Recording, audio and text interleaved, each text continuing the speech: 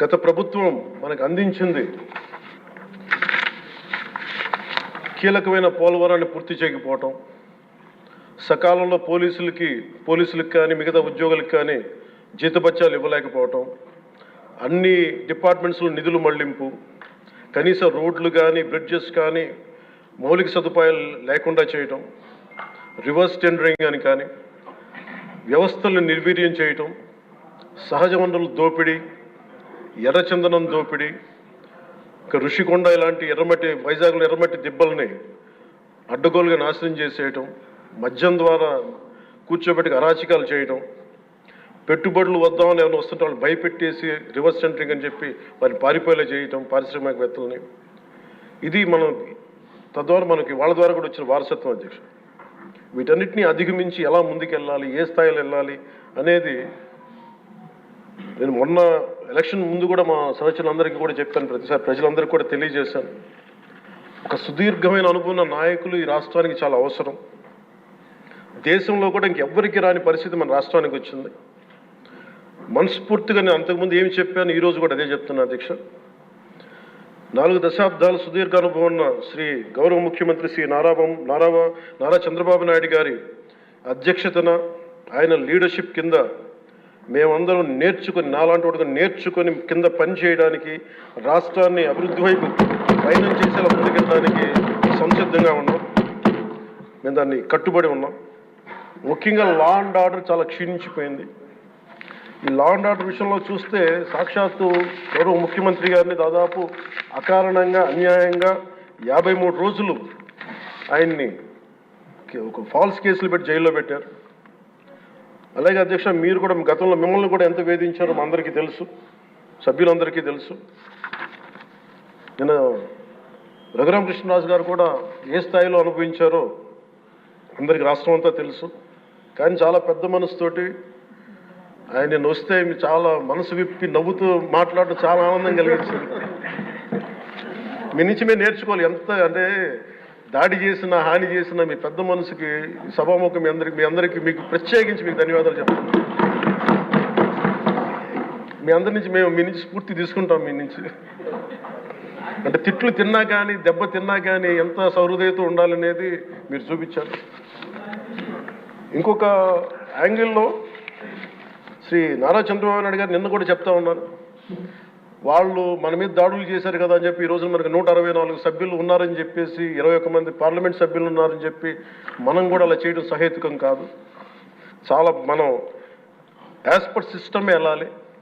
నిన్న కూడా చాలామంది సభ్యులు మా మీద దాడులు జరుగుతూ ఉన్నాయి, మా మీద బెదిరిస్తున్నారు, ఈ రోజుకి ఓడిపోయి కూడా ఇంకా మన కూటమి సభ్యులందరి మీద బెదిరిస్తున్నారు అని అంటే చంద్రబాబు నాయుడు గారు ఒకటే చెప్పాను, మనం అలాంటి వాటికి నేను విరుద్ధం.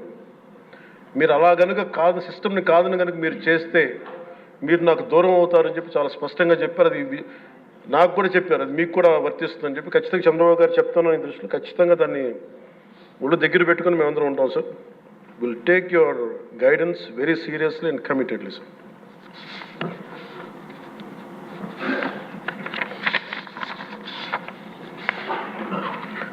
అలాగే కేంద్ర నాయకత్వం నిన్న ఈరోజు ఇందాక న్యూస్లో చూసిన అధ్యక్ష, 15,000 కోట్ల రూపాయలు మన ఏ అమరావతి లేకుండా ఈరోజు వరకు ఇబ్బంది పడతాను, అలాంటి అమరావతికి కేంద్ర మంత్రి మన నాయకులు గౌరవ ప్రధానమంత్రి శ్రీ నరేంద్ర మోదీ గారు బడ్జెట్లో ఈ రోజున 15,000 కోట్ల రూపాయలు అమరావతి కోసం రిలీజ్ చేసినందుకు సహృదయంతో మనస్ఫూర్తిగా కూటమి తరఫున మా అందరి తరఫున కూడా వారికి ధన్యవాదాలు తెలియజేస్తాం అధ్యక్ష.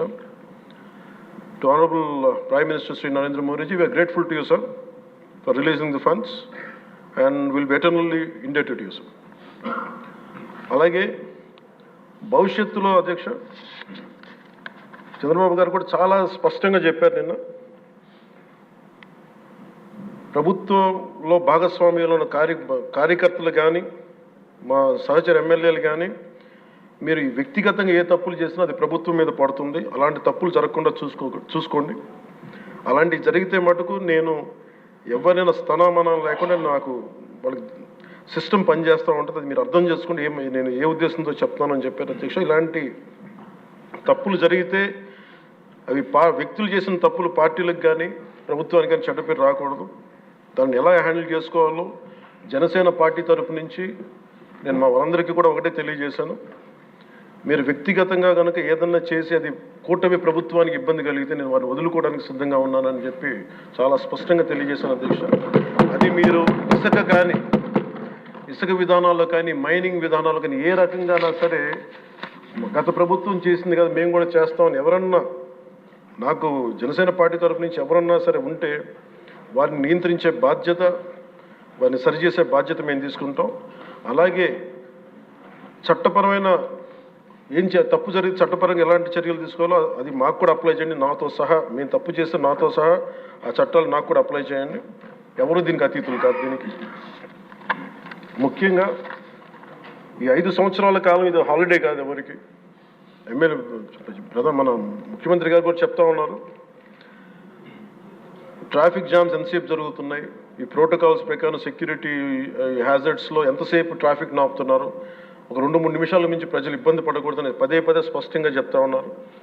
అలాగే మన ఎస్కార్ట్ సెక్యూరిటీ వల్ల సామాన్య ప్రజలు ఇబ్బంది పడకూడదని మాకు దృష్టికి తీసుకొచ్చారు. ఖచ్చితంగా దాన్ని మా కింద అధికార యంత్రాంగాన్ని మొత్తానికి తెలియజేశాను సార్. అలాగే ఈరోజు మనకున్నది భవిష్యత్తు బాధ్యత. ఇది కేవలం ఈ హౌస్లో ఉన్న వ్యక్తులకే కాదు అధ్యక్ష, ఇంక్లూడింగ్ బ్యూరోక్రాట్స్కి. గత ప్రభుత్వం చాలా అవుట్రైట్ తప్పులు చేస్తూ ఉంటే కూడా బ్యూరోక్రసీ చాలా వరకు చాలా నిర్లిప్తంగా ఉండిపోయారు అధ్యక్ష.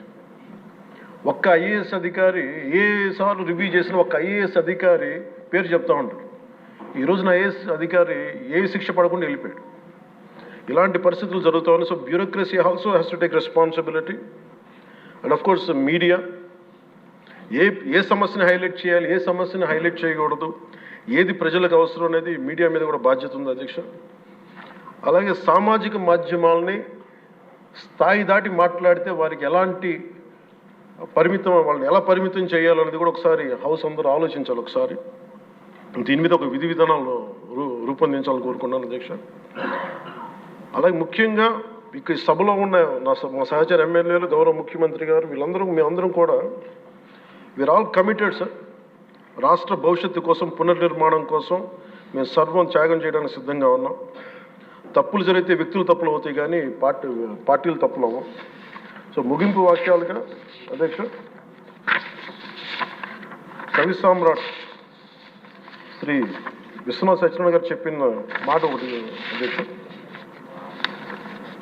అన్ని అనర్థాలకి మూలం మానవ ప్రవృత్తి హేతువు కానీ, వాని జాతి కానీ, కులం కానీ, మతం కానీ, ప్రాంతం కానీ కాదు.